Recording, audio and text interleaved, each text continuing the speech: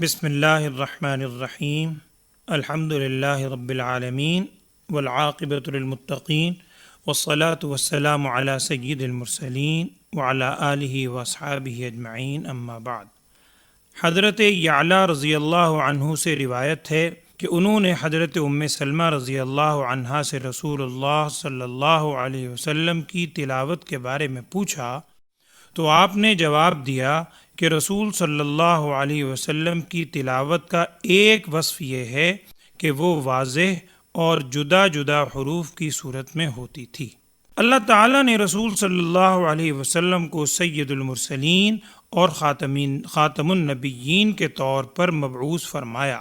اور آپ صلی اللہ علیہ وسلم کو قرآن کی شکل میں ایک دائمی معجزہ عطا فرمایا۔ اللہ تعالیٰ نے قرآن مجید میں رسول صلی اللہ علیہ وسلم کی بعثت کے 4 مقاصد بیان فرمائے، جن میں قرآن کی آیات کی تلاوت بھی شامل ہے۔ معلوم ہوا کہ تلاوت قرآن نبی صلی اللہ علیہ وسلم کے بنیادی فرائض میں شامل ہے۔ سورہ بقرہ آیت نمبر 121 میں ارشاد باری تعالی ہے، الذین آتیناہم الکتاب یتلونہ حق تلاوتہ، یعنی وہ لوگ جنہیں ہم نے کتاب دی ہے وہ اس کی تلاوت کرتے ہیں جیسے اس کی تلاوت کرنے کا حق ہے۔ یعنی ایمان کے تقاضوں اور حقوق قرآن میں سے ہے کہ قرآن کی تلاوت اس طرح کی جائے جیسے اس کا حق ہے۔ جس طرح ہر کام کے لیے نبی صلی اللہ علیہ وسلم کا اسوہ حسنہ ہمارے لیے مشعل راہ ہے، اسی طرح تلاوت قرآن کے مقدس عمل کے لیے بھی رسول اللہ صلی اللہ علیہ وسلم کے طریقے سے رہنمائی حاصل کرنا ضروری ہے۔ شروع میں جو حدیث پڑھی گئی ہے اس میں ام المؤمنین حضرت ام سلمہ رضی اللہ عنہا سے جب رسول صلی اللہ علیہ وسلم کی تلاوت سے متعلق پوچھا گیا تو آپ نے جواب میں یہ ارشاد فرمایا کہ آپ صلی اللہ علیہ وسلم کی تلاوت بہت واضح اور جدا جدا حروف کی صورت میں ہوتی تھی۔ اس سے معلوم ہوا کہ قرآن کی تلاوت کا ایک بنیادی ادب یہ ہے کہ جلد بازی نہ کی جائے بلکہ بہت اطمینان سے ٹھہر ٹھہر کر تلاوت کی جائے۔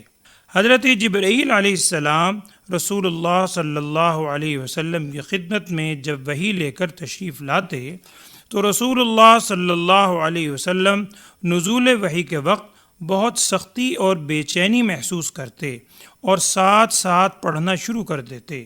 اس وجہ سے کہ کہیں جبرائیل علیہ السلام واپس نہ چلے جائیں، یاد کرنے کے لیے جلدی جلدی پڑھتے۔ اللہ تعالیٰ کی طرف سے سورہ قیامہ میں آیات نازل ہوئیں، لا تحرک بہ لسانک لتعجل بہ ان علینا جمعہ وقرآنہ،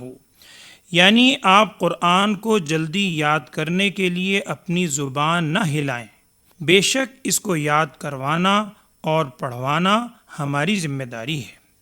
سورہ مزمل آیت نمبر 4 میں اللہ تعالیٰ نے فرمایا وَرَتِّلِ الْقُرْآنَ تَرْتِیلًا، اور قرآن کی تلاوت اطمینان سے صاف صاف کیا کرو۔ قرآن مجید کی تلاوت کرنے کے مختلف آداب میں سے ایک ادب اور مقصد تفکر اور تدبر بھی ہے، اور اطمینان سے ٹھہر ٹھہر کر تلاوت کرنے سے تدبر میں بھی آسانی حاصل ہوتی ہے۔ حضرت عبداللہ ابن عباس رضی اللہ عنہما فرماتے ہیں کہ پورا قرآن جلدی جلدی پڑھنے کے مقابلے میں میرے نزدیک یہ زیادہ بہتر ہے کہ میں صرف سورہ بقرہ اور سورہ آل عمران کی تلاوت کروں۔ یہ بات بھی ذہن میں رہے کہ ترتیل صرف تدبر کی وجہ سے مستحب نہیں ہے، بلکہ جو شخص قرآن کے معانی کو نہیں سمجھتا یعنی عربی زبان سے واقف نہیں ہے، اس کے لیے بھی ترتیل یعنی ٹھہر ٹھہر کر پڑھنے سے دل پر بہت زیادہ اثر ہوتا ہے۔ سنن ابن ماجہ میں حدیث موجود ہے کہ ایک موقع پر رسول اللہ صلی اللہ علیہ وسلم نے ارشاد فرمایا جب قرآن پڑھو تو رویا کرو، اور اگر رو نہ سکو تو رونے کی صورت ہی بنا لیا کرو۔ مطلب یہ ہے کہ اگر انسان کو رونا نہ آئے تو انسان اپنے دل پر غم طاری کرے اور یہ سوچے کہ قرآن مجید میں اللہ تعالیٰ کی جانب سے مجھے کس چیز کا حکم دیا جا رہا ہے اور کس بات سے روکا گیا ہے۔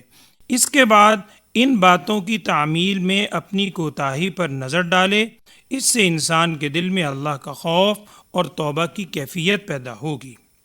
اسی طرح جب معافی اور اللہ تعالیٰ کے انعامات والی آیات تلاوت کرے تو شکر اور خوشی کی کیفیت دل میں پیدا کرے۔ حاصل یہ ہے کہ قرآن مجید میں غور و فکر اور تدبر کرنا اور اللہ تعالیٰ سے مناجات کی کیفیت طاری کرنا یہ اسی وقت ممکن ہے جب انسان آہستہ آہستہ اور ٹھہر ٹھہر کر قرآن کی تلاوت کرے۔ اللہ تعالیٰ ہمیں سنت کے مطابق تلاوت قرآن کی توفیق عطا فرمائے اور اس قرآن کو ہمارے لیے قیامت میں سفارش کرنے والا بھی بنائے۔ اللہم آمین، وآخر دعوانا ان الحمد للہ رب العالمین۔